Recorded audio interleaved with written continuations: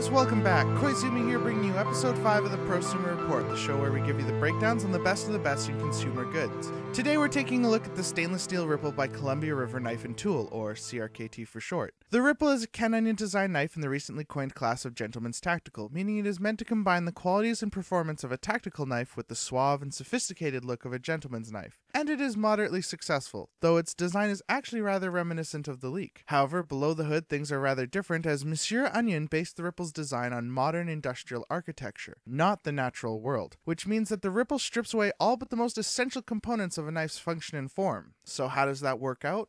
We shall see. Like the Leek, the handle is made from stainless steel, but the Ripple takes construction in a new direction, prioritizing weight reduction and grip. To this end, each scale has Ripple texture ground into it on a vertical mill, is drilled 35 times to ornament and reduce weight, and uses steel standoffs instead of a backspacer. But don't think all of that comes without a cost. In use, the Ripple quickly begins to cause discomfort due to the slim profile biting into the hand. So for tactical purposes, we say in looks only. Not to mention that the pocket clip can't be repositioned, so if you like tip-up carry or are left-handed, the Ripple probably isn't the knife for you. Lockup on the knife is actually rather fantastic. It is very solid with near zero vertical movement, and in keeping with the knife's industrial motif, the lock arm is everything it needs to be and no more. So while it may not be the most comfortable frame lock ever, it doesn't waste any metal like these guys. What's the point of using such a thick piece of stock if you have to grind 90% of it away? Though the Ripple's thin scales strike again, as repeated opening and closing of the knife has worn more than a few reviewers' thumbs raw over the course of this knife's assessment. It should be noted that the Ripple uses a concealed stopping pin, so for those of you worried about just what's keeping this knife from folding backwards, here it is.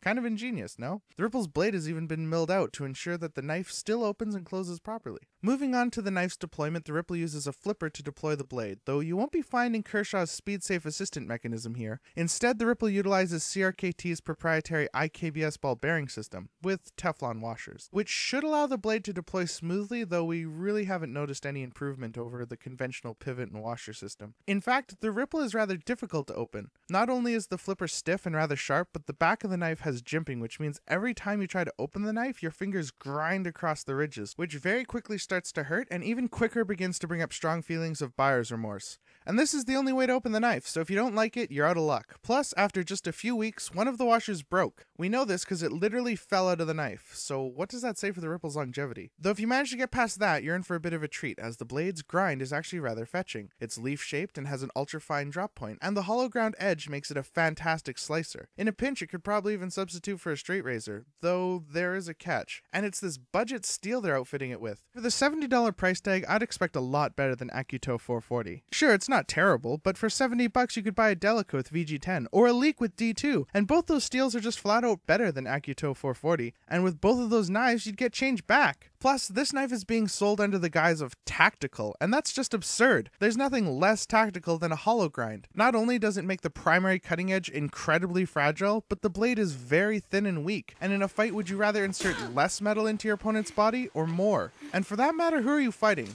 A person? Because adding a knife into the brawl is like asking to be stabbed. Prior to you pulling out a knife, there was no chance of you being stabbed with a knife. Even less likely a self-defense from an animal, though if I had to protect myself from a rabid dog or cougar, I definitely want a little more bulk on my blade. And for that, a hollow grind is just total garbage. Well, service with CRKT is reasonably good, if not a bit incompetent. We sent them an email to tell them about our broken washer, and they were kind enough to send out the replacement parts for free, which is very nice of them. Though when they arrived, well, these aren't washers.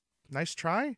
I guess we'll have to send out for the washers again sometime in the future. Nevertheless, it's nice to know the service is free. We appreciate not having to send them the entire knife just to have something small on it fixed. If the same problem had happened with another company, you can bet we would have had to shell out and ship them the knife. And for people with only a single pocket knife, that can mean going a while without a blade. So, good job, CRKT. We only wish you had sent the correct part.